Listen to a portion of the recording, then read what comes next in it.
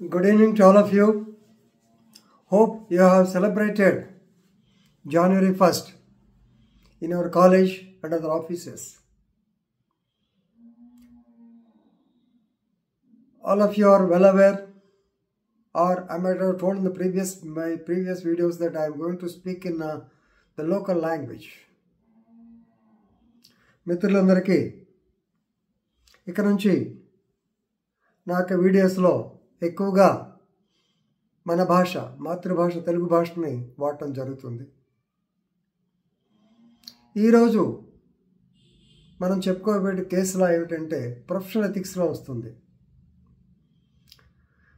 ఈ విషయం regarding enrolment of advocate.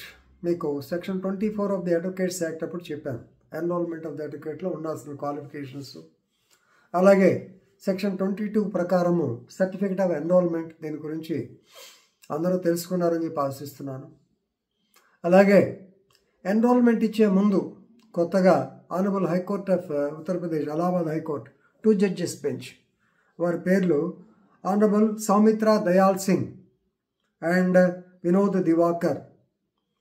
వీరు Pawan Kumar Dubey versus state of UP and 3 others. Writ petition civil number 42619 by 2023. On 21/12/23 suggested or directed the state of UP as well as the Bar Council of India to get the credentials of the advocates verified. This is the important issue. Enrollment ముందు వీరి యొక్క credentials police report అడగమన్నారు. ఏమిటి? సహజంగా మనందరికీ తెలిసిందే, ఏదైనా ఉద్యోగం వచ్చేటప్పుడు పోలీస్ వెరిఫికేషన్ అంటుంటాం. ఈవెన్ జడ్జెస్ అయ్యేటప్పుడు కూడా పోలీస్ వెరిఫికేషన్ అడుగుతూ ఉంటారు. ఏమన్నా కేసులు పెండింగ్ ఉన్నాయా, గతంలో ఏమన్నాడో, ఇవన్నీ రొటీన్గా అడుగుతూ ఉంటారు. ఇక్కడ గతంలో మొన్నటిదాకా ప్రాక్టీస్ ఏంటి, నీ మీద ఉన్న కేసులు ఉన్నాయా అని చెప్పి అటెస్టేషను, తర్వాత యానెక్షర్స్ ఎంక్లోజ్ చేయమనేవాళ్ళు. దానిలో కొంతమంది పెట్టేవారు, కొంతమంది పెట్టినవాళ్ళు, కొంతమంది కేసులు రాజీ పడిన తర్వాత కేసు లేదని రాసేవాళ్ళు ఉంటారు. సో ఆ సందర్భం వేరు. మనం చెప్పాం, అయ్యా జాగ్రత్తగా రాయండి అని.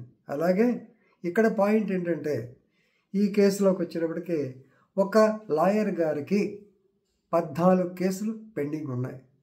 ఇది ఎన్రోల్మెంట్ అయ్యేటప్పటికి 14 కేసుల్లో 4 కేసులు శిక్ష పడింది. మరి ఈ మనిషి లాయర్గా ప్రాక్టీస్ చేస్తున్నాడు. యాక్చువల్గా ఆయన పెద్ద ప్రాక్టీస్ చేయట్లా, ఎన్రోల్మెంట్ తీసుకున్నాడు, ప్రాక్టీస్ను కొంచెం దూరంగానే ఉన్నాడు. మరి ఏమిటి పరిస్థితి అని ఒక అప్లికేషన్ పవన్ కుమార్ ఇతను వేయటం, పవన్ కుమార్ దుబే కోర్టులో వేయటం, అది జడ్జి ముందు రావటం జరిగింది.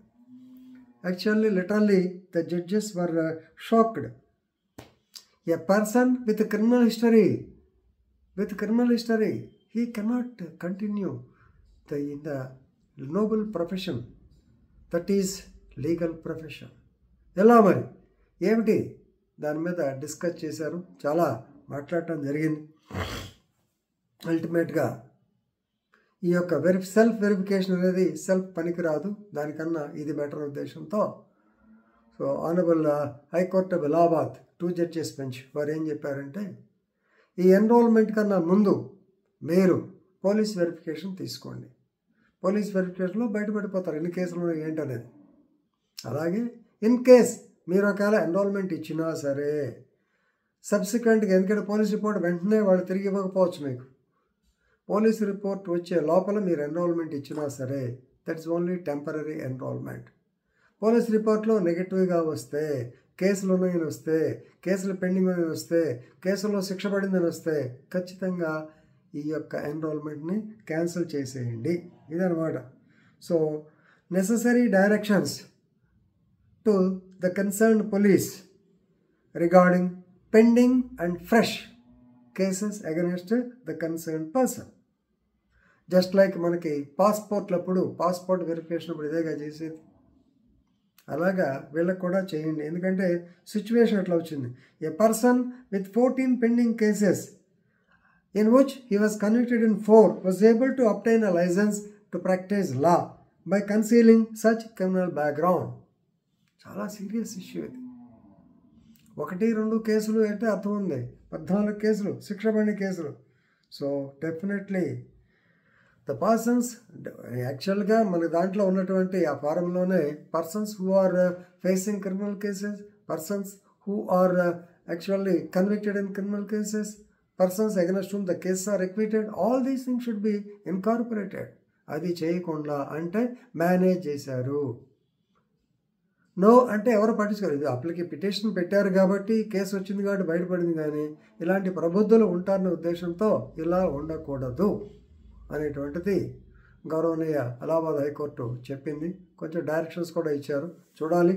మరి బార్ కౌన్సిల్ ఆఫ్ ఇండియా దీన్ని ఒక సలహాగా తీసుకుని మరి మిగతా రాష్ట్రాల్లో కూడా ఇదే అమలు పరుస్తుందేమో తెలియదు, చూద్దాం ఏమవుతుందో.